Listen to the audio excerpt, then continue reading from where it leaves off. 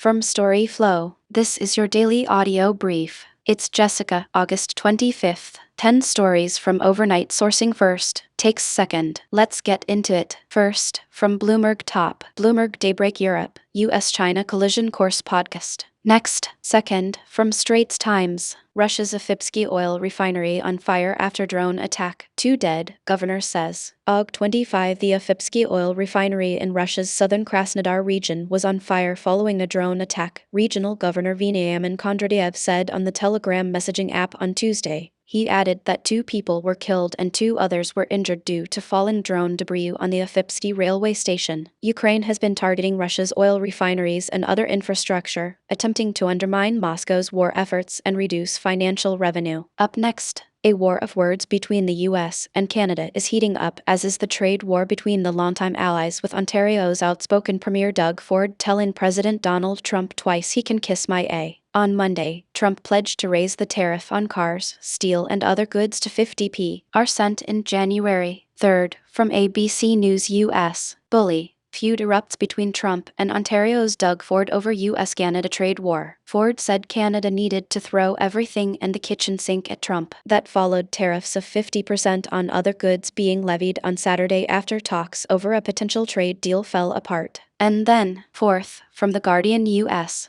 Canadians do not seek a trade war, but neither will we be bullied by Donald Trump. Jen Gerson. A fundamental rupture in the values that have united North America is not a problem that can be wished away. This is a warning to the Western Alliance. The Canadians are exceedingly angry. I realize this can sometimes be difficult for foreigners to deduce, given our national struggle to express the full range of human emotion outside ice hockey riots. However, let me assure you that the Prime Minister Canadians saw take the stage on Saturday morning in the wake of the collapse in trade negotiations with the US was a Mark Carney practically vibrating with fury. Next, fifth, from NPR News. The UK will help Ukraine make long-range missiles by sharing classified tech information. Burnham, who was in Kiev for Ukraine's Independence Day, said defense firm MBDA will release details on UK-made parts for the Scalp missile to Ukraine to help the country assemble the weapons. Image credit Henry Nishal's shortage of engineers becomes a bottleneck for Ukraine's defense tech. Ukraine's defense tech industry faces a severe engineer shortage,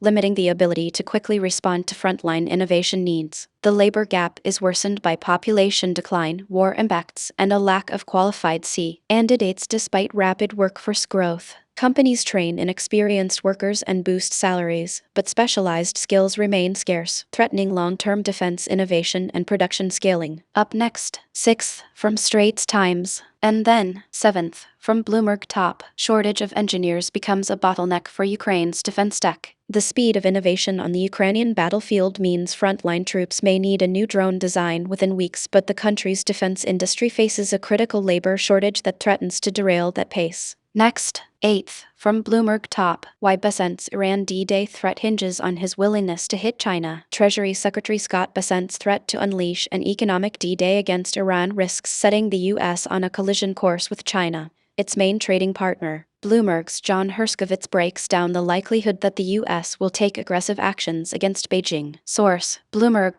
That's the day. If this saved you time, the full feed is free at storyflo.com.